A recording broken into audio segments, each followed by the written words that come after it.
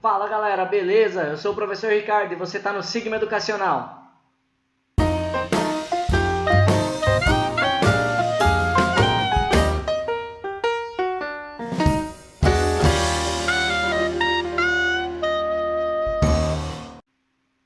Então, gente, dando continuidade à nossa série de aulas do 7º ano, hoje a gente vai falar um pouquinho de números inteiros relativos.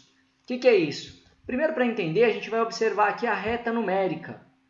Sabia que a reta numérica ela tem uma parte aqui para o lado esquerdo, que a gente fala que são os números negativos, e tudo que tiver para a direita é número positivo? Eu coloquei aqui como exemplo, se a gente for falar de temperatura, que é uma coisa que a gente já consegue ter essa noção. Toma cuidado aqui, porque eu fiz do azul para o vermelho, mas em alguns programas acaba sendo ao contrário, tá? Se você for usar o Excel, por exemplo, ele coloca valores positivos em azul e negativos em vermelho. A gente tem aqui, eu coloquei alguns exemplos. Então, um deles eu já comentei, é a temperatura. Depois, dinheiro, ó, dinheiro negativo em vermelho aqui no gráfico, positivo aqui. Ou relevo. E por que eu chamo de número inteiro relativo? Porque isso vai depender de onde é que eu coloco o zero. Porque a gente utiliza em escala termométrica, né? Falando de temperatura, você tem Celsius, Fahrenheit, Kelvin, e cada uma dessas, o zero está numa posição diferente. Kelvin nem tem negativo. Quando a gente fala de dinheiro, não, né? Zero é quando não tem dinheiro. Negativo é quando está devendo. Positivo quando tem dinheiro guardado. Quando a gente fala de relevo, onde é que está o zero? Geralmente está no nível do mar. Então eu posso ter qualquer coisa que esteja abaixo do nível do mar, é negativo, para cima do nível do mar é positivo. E a gente vê isso também, você aí que mora em condomínio, por exemplo, quando você vai na garagem, geralmente você aperta que botão? No elevador. -1, -2. Por quê? Ele coloca um patamar do prédio como sendo zero, que é o térreo. Qualquer coisa que está abaixo do térreo é negativo e o que está acima do térreo é positivo. Tá? Lembrando que o próprio zero não é nem positivo e nem negativo. Agora, como é que a gente faz conta com essas coisas? Vamos dar uma olhada. Ó.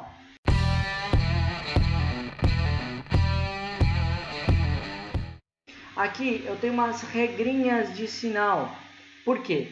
Quando eu tenho sinais diferentes, por exemplo, se eu estiver te devendo 7 e pagar 9, eu fico com 2 sobrando. Agora, se eu tiver 7 e gastar 12, eu fico devendo 5. Então, como é que a gente olha isso aqui? Ó? Toda vez que os sinais forem diferentes, a gente subtrai os dois valores. Subtrai, faz 9 menos 7, normal. E mantém o sinal do módulo maior. O que é isso? Qual dos dois números aqui é maior? O 9 ou o 7? E nesse caso, mesma coisa. Subtrai e mantém o sinal do módulo maior. Então, ó, eu faço 12 menos 7. E depois mantenho o sinal do 12, porque ele é o maior número. Agora, quando os sinais forem iguais, aí muda, né? Se eu estiver te devendo 7 e gastar 9, eu fico devendo 16. Aqui a gente não pode fazer a subtração. Eu sou obrigado a somar os módulos e manter o sinal. Como os dois são negativos, continua negativo. Ou aqui, como os dois são positivos, continua positivo. Então, somo os módulos e mantenho o sinal.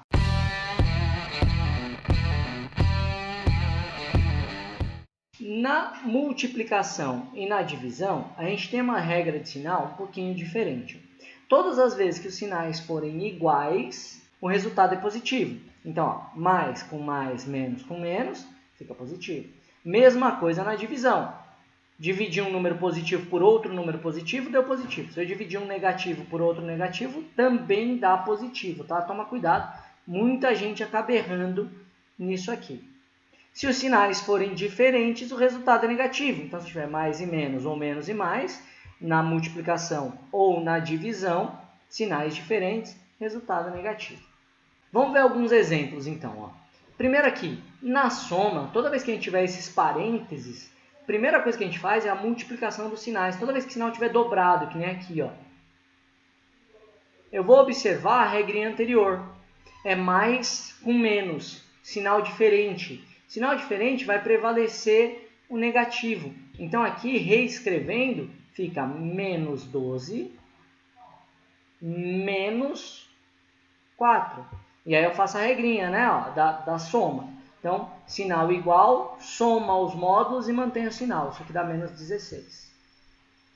Aqui, ó, de novo, ó, aqui no meio eu tenho sinais diferentes. Então fica 2 positivo, mais com menos vai ficar menos 7.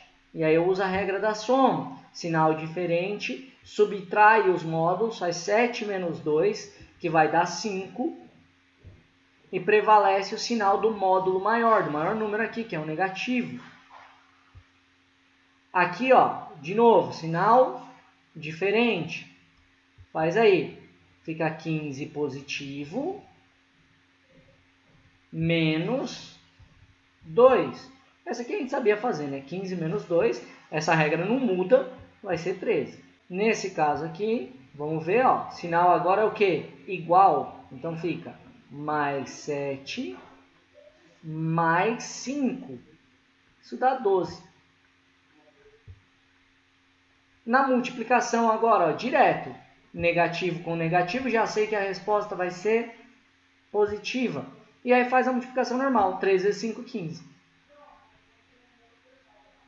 Aqui, eu tenho um positivo e um negativo. Sinal diferente, fica negativo. 6 vezes 4, 24. Fácil, né?